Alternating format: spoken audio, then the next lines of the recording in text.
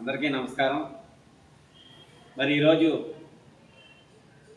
జాతీయ బీసీ సంక్షేమ సంఘం ఆధ్వర్యంలో మరి ఆర్ కృష్ణయ్య గారి పిలుపు మేరకు రాష్ట్ర వ్యాప్తంగా ఉన్నటువంటి 175 నియోజకవర్గాల్లోనూ 26 జిల్లాల్లో కూడా ఈ ఆర్ కృష్ణయ్య జాతీయ బీసీ సంక్షేమ సంఘం యొక్క నూతన కమిటీల నిర్మాణంలో భాగంగా మరి ఈరోజు నర్సాపురంలో మరి నూతన కమిటీ నిర్మించడానికి మన కొప్పనాతి కృష్ణ గారి ఆధ్వర్యంలో ఇక్కడికి ఏర్పాటు చేసినటువంటి సమావేశానికి ఇచ్చేసినటువంటి నాతోటి బీసీ సోదర సోదరమణులకు, పాత్రికా విలేకరులకు, ముఖ్యంగా నా నియోజకవర్గ ప్రజలందరికీ కూడా ముందుగా నా యొక్క నమస్కారాలు తెలియజేసుకుంటూ,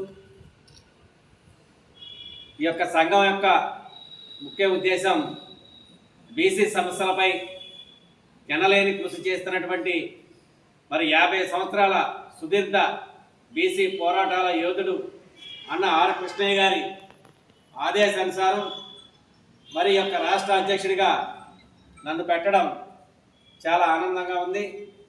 నాకు ఇచ్చినటువంటి యొక్క బాధ్యతని మరి 175 నియోజకవర్గాల్లోనూ 26 జిల్లాల్లోనూ కూడా నూతన కమిటీలు నిర్మించి మరి అన్నగారికి గిఫ్ట్గా ఇవ్వాలని చెప్పేసి నా యొక్క ఆలోచన. మరి అదేవిధంగా ఎవరైతే కమిటీలు నిర్మిస్తున్నామో, ఎవరినైతే కమిటీలో వేస్తున్నామో వాళ్ళందరూ కూడా రేపు 14వ తారీఖున పాలకొల్లో జరిగేటటువంటి మరి ప్రమాణ స్వీకార మహోత్సవానికి అందరూ రావాలని కూడా ఈ యొక్క సమావేశం ద్వారా పిలుపునివ్వడం జరుగుతుంది. ముఖ్యంగా అయితే ఈ బడుగు బలహీన వర్గాలు ఉన్నాయో, ఈ బడుగు బలహీన వర్గాలకు రావాల్సినటువంటి వాటా ఏదైతే ఉందో దాన్ని మనం సాధించడం కోసం, మన హక్కులను మనం కాపాడుకోవడానికి ఈ యొక్క బీసీ సంఘాలన్నీ కూడా ఐకమత్యంగా ఉండడానికి కారణం. మరి అదేవిధంగా ఈ యొక్క ఆర్ కృష్ణయ్య గారి జాతీయ బీసీ సంక్షేమ సంఘం ఆధ్వర్యంలో మరి ఉవ్వెత్తినటువంటి ఉద్యమాల ద్వారా మరి 15,000 ఉద్యమాలకు పైగా చేసినటువంటి ఘనత ఆర్ కృష్ణయ్య గారిది. మరి అదేవిధంగా 2,000 జీవోలు పైన సాధించినటువంటి వ్యక్తి ఆర్ కృష్ణయ్య గారు. ఈ రోజున మన పిల్ల పాపలు అలాగే భావితరాలు కూడా ఈ యొక్క రిజర్వేషన్లు ఫలాలు అందుతాయి అని అనడానికి నిదర్శనమే ఆర్ కృష్ణయ్య గారి ఉద్యమం అని చెప్పి మనం ఈ సందర్భంగా తెలియజేస్తూ ఉన్నాను. మన ప్రధానమైనటువంటి డిమాండ్స్ ఏవైతే ఉన్నాయో, చట్టసభల్లో బీసీలకు 50% రిజర్వేషన్లు కల్పించాలని, మరి అదేవిధంగా కేంద్రంలో ప్రత్యేకమైనటువంటి బీసీ మంత్రిత్వ శాఖను ఏర్పాటు చేయాలని, మరి అదేవిధంగా క్రిమినల్ చట్టాన్ని ఎత్తివేయాలని చెప్పేసి ఇలాగే మరి ఈ భారతదేశంలో సగ జనాభాకి పైన ఉన్నటువంటి ఈ యొక్క బడుగు బలహీన వర్గాలకి మరి జనగణనతో పాటు కులగణన కూడా చేయాలనేటువంటి డిమాండ్లు ఏవైతే ఉన్నాయో ఇవన్నీ కూడా మరి యొక్క బీజేపీ ప్రభుత్వం సానుకూలంగా స్పందించి మరి ఈ యొక్క పార్లమెంటు సెషన్స్లోనే వీటి మీద తుది నిర్ణయాలు తీసుకోవాలని చెప్పేసి కోరుతూ ఉన్నాం. ఎందువల్లంటే ఈ యొక్క భారతదేశంలో 2,675 బీసీ కులాల కింద ఉండి మన రాష్ట్రంలో 139 బీసీల కింద విభజించి ఉన్నటువంటి మనం మరి ఈ రోజున జనగణన ఎంతమంది ఉంది, ఆ జనగణనలో మన కులగణన ఎంతమంది ఉన్నది అనేది ఎవరు కూడా స్పష్టంగా చెప్పట్లేదు. దాన్ని మనం చేయమని ప్రధానంగా డిమాండ్ చేస్తున్నాం. మరి యొక్క భారతదేశంలో ఉన్నటువంటి మరి పశువులు ఎన్ని ఉన్నాయి, పక్షులు ఎన్ని ఉన్నాయి, పులులు ఎన్ని ఉన్నాయి, ఆఖరికి పందులు ఎన్ని ఉన్నాయో కూడా లెక్కలు ఉన్నాయి తప్ప ఈ ప్రభుత్వాల దగ్గర మరి యొక్క బడుగు బలహీన వర్గాల్లో పుట్టినటువంటి మనకి మరి జనాభా లెక్కించడానికి ఈ యొక్క ప్రభుత్వాలు ఎందుకు వెనకడిగేస్తున్నాయి అనేది అర్థం కానిటువంటి ప్రశ్న. మన రాహుల్ గాంధీ గారు కాశ్మీర్ నుంచి కన్యాకుమారి దాకా రాజ్యాంగ బుక్ పట్టుకొని మరి ఊరు వాడ తిరిగి వాగ్దానాలు చేశాడు, బీసీలకు మేము ఇచ్చేస్తామని. అయ్యా 70 సంవత్సరాలు మీరు కాంగ్రెస్ పార్టీ పాలించింది, అప్పుడు మీరు నిద్రపోయారా అని అడుగుతున్నాం మేము. ఆ రోజు మీరు ఎందుకు చేయలేదు ఈ బడుగు బలహీన వర్గాలకు గణన అని చెప్పేసి మేము అడుగుతూ ఉన్నాం. కబుర్లు చెప్పడం కాదు, పనులు చేసి చూపించాలి. మరి ఈ రోజున కేంద్రంలో ఉన్నటువంటి నరేంద్ర మోదీ గారు బీసీ కాబట్టి జనగణనలో కులగణన చేయమని ఆదేశాలు ఇవ్వడం జరిగింది. ఈ యొక్క సమావేశం ద్వారా మరి ప్రత్యేకంగా ధన్యవాదాలు తెలుపుకుంటూ ఉన్నాం ప్రధానమంత్రి నరేంద్ర మోదీ గారికి, బీజేపీ ప్రభుత్వానికి. మనకు కావాల్సింది మన వాటాను మనం అడుగుతున్నామే తప్ప ఎవరితో మనకి పెట్టమని అడుగుతలేదు. ఈ దేశానికి, ఈ ప్రపంచానికే నాగరికత నేర్పినటువంటి కులాలు బీసీ కులాలు. ఈ యొక్క భారతదేశంలో ఉన్నటువంటి బీసీ కులాల వల్లే మీ యొక్క ప్రభుత్వాలకి సంపద వస్తుంది అన్నటువంటి విషయాన్ని మర్చిపోకుండా మరి మీరు ఈ యొక్క కులాలను తొంగలో తొక్కాలనేటువంటి ఆలోచనని విరమించుకోవాలని చెప్పేసి మేము ఈ ప్రతి ఒక్క రాజకీయ పార్టీకి కూడా మేము హెచ్చరిస్తూ ఉన్నాం, డిమాండ్ చేస్తూ ఉన్నాం, అలాగే విజ్ఞప్తి కూడా చేస్తూ ఉన్నాం. ఈ యొక్క కులాల్లో మగ్గిపోతున్నటువంటి వారికి తక్షణమే మీరు చట్టసభల్లో రిజర్వేషన్లు కల్పించండి, ప్రత్యేక మంత్రిత్వ శాఖను కేంద్రంలో ఏర్పాటు చేయండి, అలాగే జనగణనలో కులగణన పారదర్శకంగా చేసి ఏ కులానికి ఎంత జనాభా ఉన్నారో తెలిస్తేనే ఆయా కులాలకి న్యాయం జరుగుతుంది. ఆ యొక్క కులాలకు కావాల్సినటువంటి వెసులుబాట్లు ఏవైతే ఉన్నాయో, రావాల్సినటువంటి హక్కులు ఏవైతే ఉన్నాయో అడిగి మేము చేయించుకోవడానికి మాకు ఒక ఆయుధం ఉంటుందని చెప్పేసి ఈ సందర్భంగా తెలియజేస్తూ ఉన్నాం.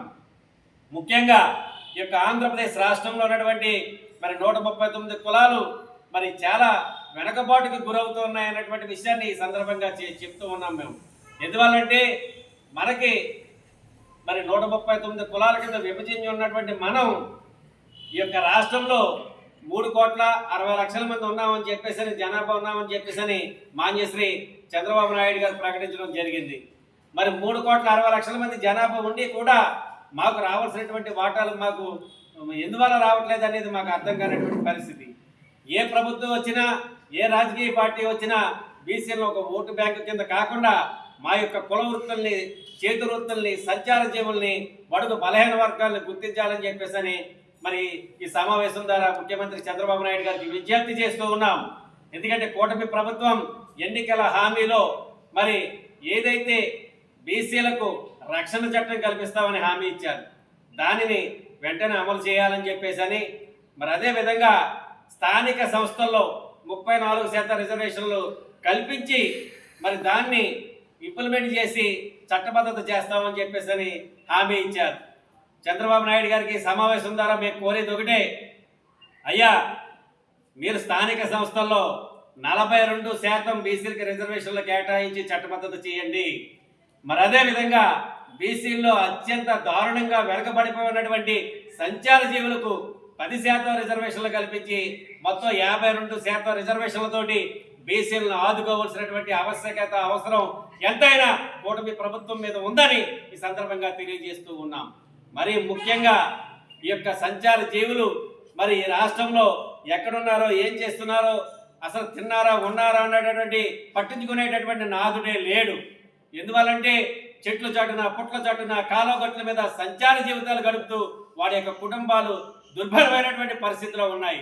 వాళ్ళని ఆదుకోవాల్సినటువంటి ఆవశ్యకత ఈ రోజున తెలుగుదేశం పార్టీ మీద ఉంది, కూటమి ప్రభుత్వాల మీద ఉందని మేము ఈ సమావేశం ద్వారా విజ్ఞప్తి చేస్తూ ఉన్నాం. ఎందువల్లంటే నాడు ఎన్టీ రామారావు గారు ఈ యొక్క బడుగు బలహీన వర్గాల వల్లే నేను ముఖ్యమంత్రిని అయ్యాననేటటువంటి ఆలోచనతోటి ఆ రోజున మరి అన్న ఆర్ కృష్ణయ్య గారు పోరాటంతో మరి స్థానిక సంస్థల్లో రిజర్వేషన్లు పెట్టడం జరిగింది. మరి దాన్ని ఆయన గుర్తించి ఈ యొక్క బడుగు బలహీన వర్గాల వల్లే నేను ముఖ్యమంత్రి అయ్యాను కాబట్టి ఈ బడుగు బలహీన వర్గాలే తెలుగుదేశం పార్టీకి వెన్నుముకని ఆయన భావించారు కాబట్టి దశల వారీగా అనేకమైనటువంటి మరి బీసీలకు వెసులుబాట్లు కల్పించడం జరిగింది. ఏది ఏమైనప్పటికీ ఎన్ని చేసినా మాకు వేసేది మాత్రం మీరు భిక్షంగానే భావిస్తున్నారు కాబట్టి ఇది భిక్షం కాదు, మా హక్కు.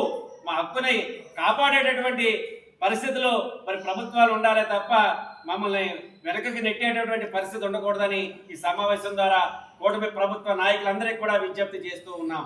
మరి అదేవిధంగా మరి స్థానికంగా ఉన్నటువంటి శాసనసభ్యులు, మరి అదేవిధంగా రాష్ట్ర ప్రభుత్వ విప్ అయినటువంటి అన్న బొమ్మిడి నాయకర్ గారు కూడా మరి యొక్క సంఘానికి ఎంతో సపోర్ట్ చేసి మరి ఆయన గత 15-20 సంవత్సరాల నుంచి ఈ యొక్క బడుగు బలహీన వర్గాలకు పడుతున్నటువంటి కష్టాలను కూడా మరి ఆయన మన చంద్రబాబు నాయుడు గారి దృష్టికి, అలాగే పవన్ కళ్యాణ్ గారి దృష్టికి ప్రత్యేకంగా తీసుకెళ్లి నన్ను కూడా ఆయనతో కల్పించి ఈ యొక్క సమస్యల మీద గళ వినిపించినటువంటి వ్యక్తి మరి అన్న బొమ్మిడి నాయకర్ గారు. వారికి కూడా ఈ సమావేశం ద్వారా ప్రత్యేకమైనటువంటి ధన్యవాదాలు తెలుపుకుంటూ ఉన్నాం. ఎందుకంటే నాయకుడిగా ఎదిగిన తర్వాత ఆ నాయకుడు చేయవలసింది ఏంటి? మన కులాల్లో ఉన్నటువంటి ఇబ్బందుల్ని, మన కులాల్లో ఉన్నటువంటి పరిస్థితుల్ని పైన ఉన్నటువంటి వాళ్ళకి తెలియపరిస్తేనే మన సమస్యలు పరిష్కారం అవుతాయి. మరి ఆ దశగా ఆలోచించినటువంటి వ్యక్తి, మొట్టమొదటిగా చూసినటువంటి వ్యక్తి మరి బొమ్మిడి నాయకర్ గారని ఈ సందర్భంగా నేను ఆయనకి ప్రత్యేకంగా ఈ సమావేశం ద్వారా కృతజ్ఞతలు, ధన్యవాదాలు తెలుపుకుంటూ ఉన్నాం. మరి అదేవిధంగా రానున్న రోజుల్లో స్థానిక సంస్థల్లో మరి మనకి 52% రిజర్వేషన్లు కనుక వస్తే మరి మనమందరం కూడా ఏదైతే అధికార పార్టీలో ఉన్నామో అధికార పార్టీకి మన సమస్యలన్నీ కూడా తీసుకెళ్లి చెప్పి మన వాళ్ళకి మేలు జరిగేలాగా మనం పనులు చేయించుకోవాలని చెప్పేసి ఈ సమావేశం ద్వారా నా తోటి సోదరులందరికీ తెలియజేసుకుంటూ మరి ఇంతటి చక్కటి సదావకాశాన్ని నాకు ఇచ్చినటువంటి మరి అధ్యక్షులు పప్పునాథ కృష్ణ గారికి, ఇక్కడ విచ్చేసినటువంటి నాతోటి బీసీ సోదరులకు అలాగే పాత్రికా విలేకరులకు మరొకసారి ధన్యవాదాలు తెలుపుకుంటూ జై భీమ్, జై పూలే.